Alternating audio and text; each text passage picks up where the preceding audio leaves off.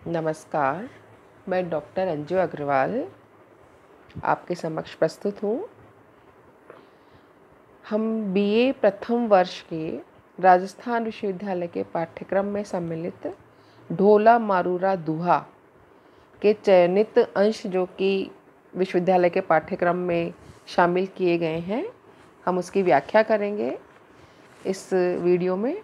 लेकिन व्याख्या से पूर्व ढोला मारूरा दुहा के पीछे जो लोक कथा है, उस लोक कथा को हम जानेंगे, जिससे कि हमको उसके दूहे या दोहे समझ में आ सकें। ढोला मारूरा दुहा 11वीं शताब्दी में रचित एक लोक भाषा काव्य है। मूलतः दोहों में रचित इस लोक काव्य को 17वीं शताब्दी में कुशल राय ने कुछ चौपाइयाँ जोड़कर विस्तार दिया था। इसमें राजकुमार ढोला और मारू, जो कि राजकुमारी है, उन दोनों की प्रेम कथा का वर्णन है। ढोला मारू की कहानी राजस्थान की बहुत ही प्रसिद्ध लोक कथा या लोक गाथा है। वास्तव में जो नरवर के राजा नल थे, नल के पुत्र सालह कुमार का विवाह 3 साल की उम्र में बीकानेर स्थित पुंगल क्षेत्र के पंवार राजा थे, पंवार राजा पिंगल की पुत्री मारू से हुआ। और चूँकि ये बाल विवाह था, बाल विवाह में गौना होता है, तो गौने के पश्चात ही जो विवाहिता है उसको उसके ससुराल भेजा जाता है। तो बाल विवाह होने के कारण जो मारवणी थी या जो मारू थी, उसको उसके ससुराल नहीं भेजा गया, क्योंकि गौना नहीं हुआ था। और क्योंकि बाल विवाह था और के बीच के अंदर कई समस्याएं भी आई, तो गौना नहीं हुआ और इस बीच में बहुत सारा समय निकल गया, बहुत सारे वर्ष निकल गए। इतने वर्ष निकल गए, ढोला बड़ा हो जाता है और ढोला बड़ा होकर के बचपन के इस विवाह को, क्योंकि बहुत छोटा बच्चा था, इस विवाह को भूल जाता है। बड़ा होने पर उसका विवाह फिर मालवणी से हो जाता है। देखिए, आप लोग नामों में कंफ्यूज मत होना, क्योंकि मारवणी वो है जिससे कि बचपन में ढोला का विवाह हुआ है, और बड़े होने पर, वयस्क होने पर उसका विवाह होता है मालवणी से। तो मालवणी से वयस्क होने पर ढोला का विवाह हो जाता है।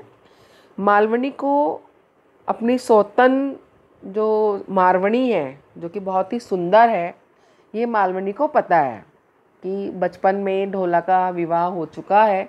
ढोला इस बात को भूल चुका है कि उसका बचपन में विवाह हुआ था, लेकिन मालवणी को ये पता होता है किसी के माध्यम से कि ढोला का बचपन में विवाह हो चुका है, और जो मारवणी है वह बहुत ही सुंदर है। सुंदरता के उसके किस्से मालवणी को पता है, मारवणी के सुंदरता के किस्से मालवणी को पता है।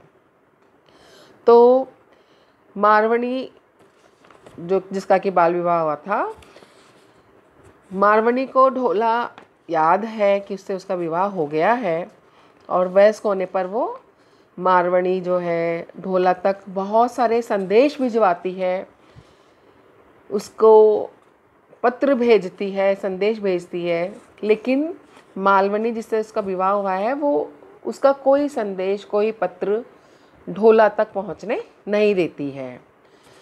और इधर मारवणी जो है वो ढोला से मिलने के लिए बहुत बेचैन है कि वो उससे मिल जाए, ढोला उसको मिले। मारवणी की ये हालत देख करके मारवणी के जो पिता हैं, जिन्होंने कि उसका विवाह बाल विवाह किया था पुंगल के उससे, ढोला से, उनको पता चल गया कि किसी भी प्रकार से संदेश जो है ढोला तक नहीं पहुंचने दिए जा रहे हैं। तो वो एक गायक को, जो कि बहुत चतुर भी है, उस चतुर गायक को संदेशा देने के लिए वो नरवर भेजता है। और गायक को ढोली भी बोलते हैं। वो ढोली जो गायक है, वो बहुत ही चतुरता से मारवणी का संदेश उस राजकुमार तक पहुंचाता है, ढोला तक पहुंचाता है। और गीतों में पुंगल और मारू ये शब्द जैसे ही ढोला सुनता है, तो उसके दिमाग में जो बचपन की जो यादें थीं, जो कहीं वो भूल चुका था, लेकिन जैसे वो पुंगल नाम सुनता है, मारवणी और मारू नाम सुनता है, उसको मारवणी याद आ जाती है, उसको अपने बचपन का जो विवाह है, बाल विवाह है, वो याद आ जाता है। और क्योंकि वो गायक चतुर था, वो उसका मारवणी के सौंदर्य का वर्णन भी कर रहा था साथ साथ में, तो ढोला भी उस मारवणी से, अपनी बाल विवाहिता से मिलने के लिए बेचैन हो जाता है। और जब वो जिक्र करता है मारवणी से मिलने का, मालवणी से, अपनी विवाहिता पत्नी से, वयस्क पत्नी से, तो मालवणी उसको कोई ना कोई बहाना लगा करके रोकती रहती है, मारवणी के पास नहीं जाने देती है। लेकिन एक दिन जैसे तैसे करके ढोला मारवणी से मिलने के लिए तेज ऊँट पर सवार होकर के निकल ही पड़ता है कि आज तो उसको मारवणी से मिलना ही है। तो मारू ढोला को देखकर बहुत प्रसन्न हो जाती है और वो उसको ब्याह करके वापस नरवर के लिए लौटता है। अब नरवर के लिए लौटता है वापस, तो रास्ते में एक उमर सुमरा, यहाँ पर देखिए खलनायक समझ लीजिए इसको, उमर सुमरा। तो उमर सुमरा मारवणी जो कि बहुत ही सुंदर है, वो उसको छीनने के लिए एक चाल चलता है कि जैसे तैसे मारवणी मेरी हो जाए, ढोला से मैं इसको छीन लूँ। तो तेज रफ्तार ऊँट को दौड़ाता हुआ ढोला जो है उसके हाथ से भी निकल जाता है, जैसे तैसे बच करके नरवर पहुंच जाता है। और नरवर पहुंचकर मालवणी को उसकी ईर्ष्या से थोड़ा सा निकालता है, जैसे तैसे समझाता है, और मालवणी को भी मारवणी के साथ रहने के लिए समझा लेता है। और इस प्रकार से दोनों, ढोला, मारू और मालवणी, तीनों बहुत ही खुश खुश रहने लगते हैं। तो ये लोक कथा है। लोक कथा का मतलब क्या है कि जो लोक में कही जाती रही है, लोग बाग उसको कहते रहे हैं, सुनते रहे हैं। तो ऐसे में ये जो लोक कथा है, वास्तव में इसका मूल स्वरूप क्या है, ये मूल स्वरूप हम नहीं खोज सकते हैं। इसका मूल स्वरूप खोजना असंभव सा है। इसके इतने ये जो कृति है ढोला मारूरा दुआ, इसके राजस्थानी परंपरा में बहुत सारे रूपांतर मिलते हैं।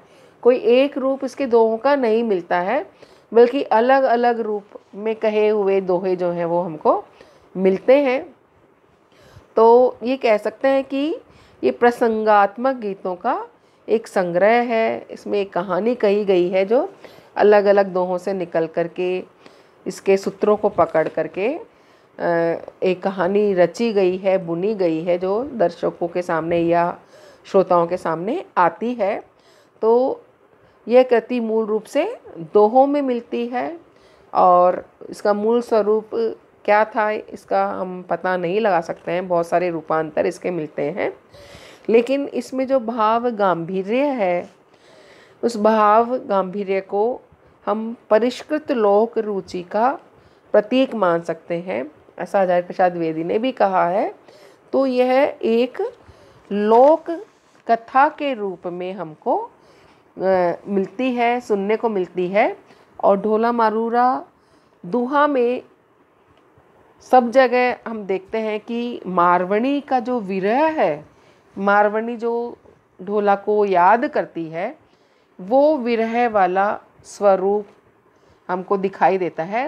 राजस्थान विश्वविद्यालय ने जो हमारे पाठ्यक्रम में लगाया है, इसमें भी मारवणी जो ढोला को याद करती है, उसकी स्मृति में वो जैसी इसकी विरहावस्था हो रही है, उस अवस्था का वर्णन इन दोहों में किया गया है। या कह सकते हैं कि उस अवस्था के जो दोहे हैं उनको ही संकलित करते हुए पाठ्यक्रम में स्थान दिया गया है। और ये संकलित दोहे हम अगले व्याख्यान में करेंगे। आज हमने इसकी कथा को समझ लिया है, जान लिया है, और सारे दोहे इसी कथा से संबंधित एक सा ही भावार्थ देते हुए हमको प्रतीत होंगे।